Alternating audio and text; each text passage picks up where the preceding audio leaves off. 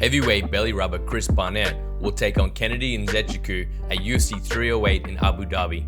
After 4 consecutive cancelled bouts, Barnett is looking to pick up where he left off back in 2022. Standing on the other side, the African Savage, Nzechukwu is moving up a weight class and hoping to snap his 2-fight losing streak. Welterweight champion Belal Muhammad will make his first title defense against the undefeated Shavkat Rakhmonov at UFC 310 in Las Vegas on the 7th of December, with many fans and fellow fighters alike backing the challenger to claim undisputed status.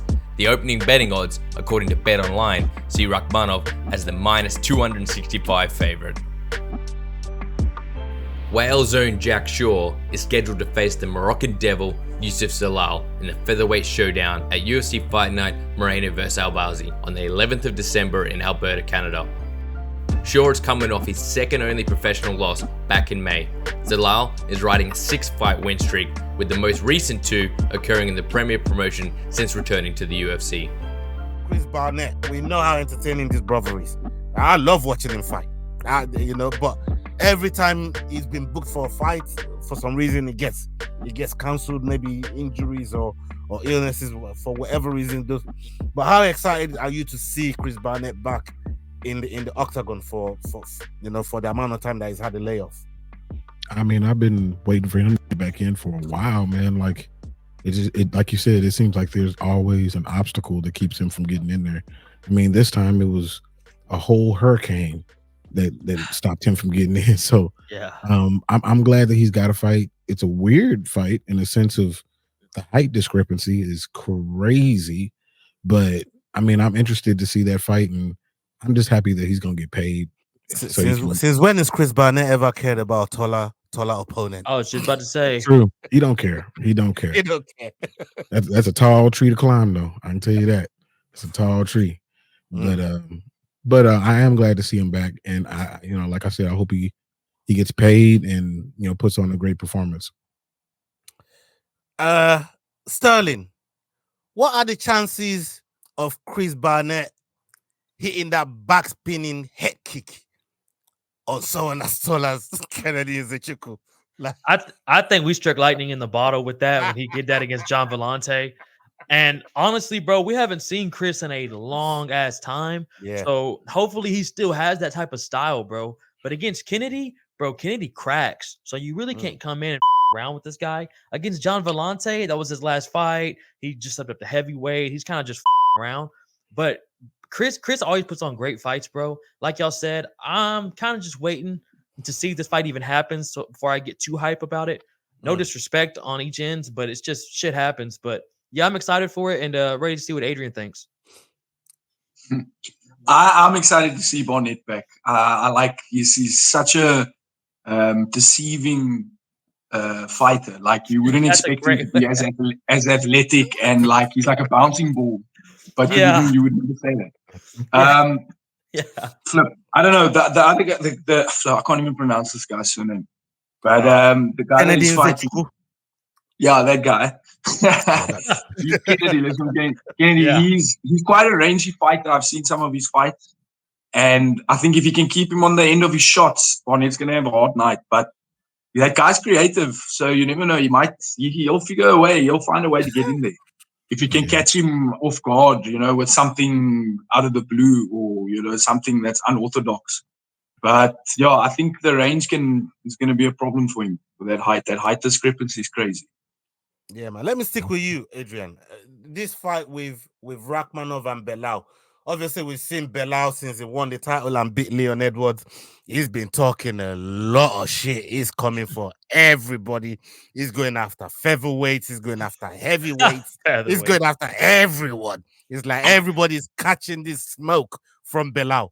What have you made of Belal as a, I want to say as a champion since winning the belt? And what do you think his chances are with Rakhmonov? I'll give you my honest opinion. A lot of people probably aren't going to like this, but I'll say it anyway. I think Belal's too soft for Shavkat. He's too soft. I'm with Adrian. Shavkat is a zombie. I don't know if you guys watch most. He's a very silent guy when he's in the ring. Like he's a zombie. He just walks you down. He comes in there, you throw shots at him, he takes it, he doesn't flinch, and it's like a Pereira, another Pereira. He's got no emotion. It's just he's there and he's in front of you, he's a zombie. Now Belal, the word you're looking for is stoic. Yeah, stoic, but like I think he's a zombie. Like Stop it. You jinxed him now, man. That guy, he's like a cinder block. Honestly, yes. He's just solid. So I think Belal is too soft for him. I think Shavkat's going to break him down. Belal's going to try and pick at him, and he's going to try things, and he's going to see it's not going to be effective because this guy's tough. And I think he's going to beat him. I think he's going to beat him. Honestly, think he's going to beat him. He's going to get that belt, unless Belal somehow sheds some skin and hardens up and like stops talking shit and actually starts training and leaves the unnecessary bullshit. Now that he's got the shiny belt, now he's like, wearing sunglasses and whatnot. He must look at the guy that's in front of him, because this guy's a machine. I'm telling you, he's like a Terminator. So I'm excited to see this fight. Either way, I'm happy for Belal. He got his redemption, winning the belt. So hats off to him. Well done. He did it in a good fashion as well. It was very impressive to watch. But he's got another task with the Shavkat, and I think this guy's going to bring it. I think this guy's really going to bring it. Jax, I don't know if you've seen him going after Ariel. He was sitting down with Jason Anik. Big up Jason Anik. He was sitting down with him on a podcast, and he went after Ariel. Obviously, Ariel is the king of receipts, and he ain't shy from clapping back. He was pulling them receipts, but he pulled a lot of receipts on Belal too. How he was sticking up for him, how he said, he's been unfair, how the UFC treated him, making him go through the hardest way to get into title contention. What do you make of this? I mean, the war that is going against everybody, but this one in particular against Ariel, because obviously you kind of brought it up in your interview with Kevin Lau, Ioli. I said it again. Kevin Lau. I said it again. Kevin Ioli. Great interview, by the way. Fantastic interview. And I saw you brought Ariel on, brought Ariel up in terms of he's now the new employee at Yahoo, where Kevin used to work before, and he said very, very good things about Ariel, at least in the journalistic sort of fashion. But where's this discrepancy between fighters and what they expect from media personalities and the way Belal's coming after Ariel? It's not the first fighter to do it, but I just wanted to get your take in general on how fighters really come at media personnel as well. Man, it's interesting. They're in two very interesting situations. You got Belal, he's reached the mountaintop, the place that he wanted to be. And so now he's like, well, now I'm firing back on everybody. Anybody can get it. And he's firing at people are catching strays that had nothing to do with anything. And Ariel is the type of person, of course, he's in a very similar situation where now he's got the uncrowned thing. And, ever since he kind of transitioned to being heel Wani and being less of a media person, media journalist to a media personality, he's changed and he's been very different and very adversarial and pretty much a shit starter.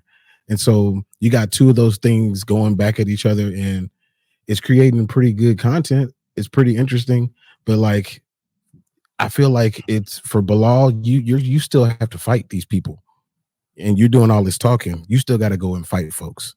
So I feel like you don't need to be talking about Ilia Topuria.